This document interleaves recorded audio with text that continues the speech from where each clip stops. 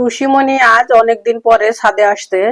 ও অনেকদিন আসা হয় নাই, ছাদে আসি আসি করে আসাও হয় না, টুসিমণিকে নিয়েও আসা হয় না। তো আজকে ছাদে এসে কি কি করলো, কি খাইলো, কোথায় গেল, কোথায় ঘোরাঘুরি করলো এবং কি দেখলো, সম্পূর্ণ ভিডিও দেখতে থাকেন, ইনশাল্লাহ ভালো লাগবে। আসসালামু আলাইকুম, কেমন আছেন সবাই? আলহামদুলিল্লাহ, আল্লাহর অশেষ রহমতে আমি এবং আমার বাচ্চা সবাই ভালো আছি, আলহামদুলিল্লাহ।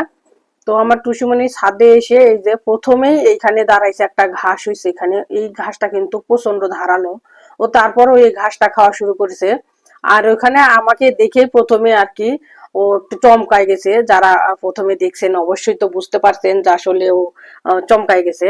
তো ওইখান থেকে আবার দৌড়াদৌড়ি করে এই যে যাচ্ছিল আর একখানে, আর এখানে একটু শুকনা আছে ছাদের মাঝখানে।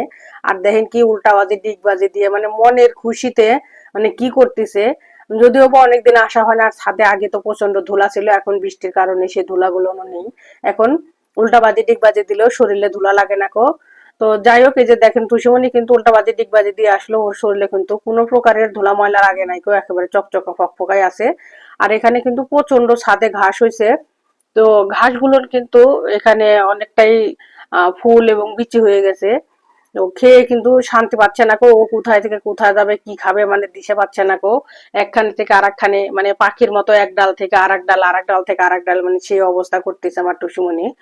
তো যদিও বা আমি টমিকে আনতে পারি নাই কো, মানে টমির বাবা বলতেছিল যে না থাক, টমি যেহেতু ছোট তাকে এখনই ছাদে নেওয়ার দরকার নেই কো। এর জন্য আর কি টমিকে আনা হয় না। আর টমি কিন্তু প্রচন্ড ভয় পায় বাহিরে আসলে। ও যে আমি ভিতরে যেদিন থেকে মানে নিয়ে আসতে আমার বাসায়, এরপর থেকে কিন্তু একদিনও আমার টমি বাহিরে বের করা হয় নাই কো।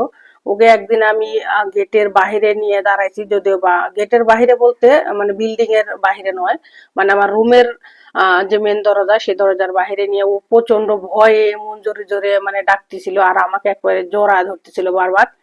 তো এর জন্য আর কি আমি আনি নাই, বা তার বাবা বলতেছিল যে দরকার নেই কেউ, ও যেহেতু প্রচন্ড ভয় পায়, এখনো যেহেতু অনেকটা ছোট আছে, তো সেক্ষেত্রে ওকে মানে নেওয়ার দরকার নেই কেউ। টুসুমণি যেহেতু ছাদে যেতে বেশি পছন্দ করে, ঘোরাঘুরি করতে পছন্দ করে, বা ঘাস থাকলে নিজেতে খেতে পারে, বা উঠিয়ে দিলেও ও প্রচন্ড মজা করে খায়।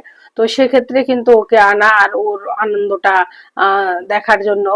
ওর যেহেতু এই বৃষ্টির কারণে ছাদে কিন্তু অনেকদিন আনা হয় নাই কেউ। আর টুসুমণি কিন্তু এটা অন্যান্য কার বিড়ালের আসলে কোন স্বভাব সেটা আমার জানা নাই, তবে আমার টুসুমণি একটু ঘাস খেলেই ওর মুখে রুচি বেড়ে যায়, বা পেটটাও ইনশাল্লাহ ক্লিয়ার হয়ে যায়। তো সেখান থেকে কিন্তু আমি টুসুমণিকে ঘাস খাওয়ানোর চেষ্টা করি সবসময়ের জন্য, যে মাঝে মাঝে মানে প্রতিদিন নয় আর কি, মাঝে মাঝে খাওয়াই। তাহলে পেটটা ক্লিয়ার থাকে এবং খাবারের রুচিটাও ভালো থাকে মুখে। আর অনেক আপু ভাইয়ারা তো মানে আমার ভিডিওতে এসে কমেন্ট করে যে বিড়ালকে খাওয়াইতে পারি না, মাছ গোস্ত এইগুলো খাওয়া না খাওয়ানোর কারণে তাদেরকে আমি ঘাস খাওয়াই।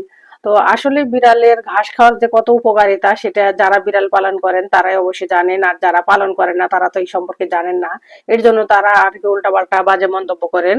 তো আসলে এইগুলো বাজে মন্তব্য করা ঠিক নয়। আগে বিড়াল একটা পালন করেন, তার প্রতি দেখবেন কত মায়া মমতা, আর তাকে কি খাওয়াতে হবে না হবে, মানে যারা বিড়াল পালন করেন তারা কিন্তু ভালো জানেন। তো ইনশাল্লাহ একটা পাইলে দেখেন, তখন বুঝবেন যে তাদেরকে কি খাওয়াতে হয় এবং কি খেলে তারা ভালো থাকবে, কি খেলে সুস্থ থাকবে, ইনশাল্লাহ তখন বুঝতে পারবেন।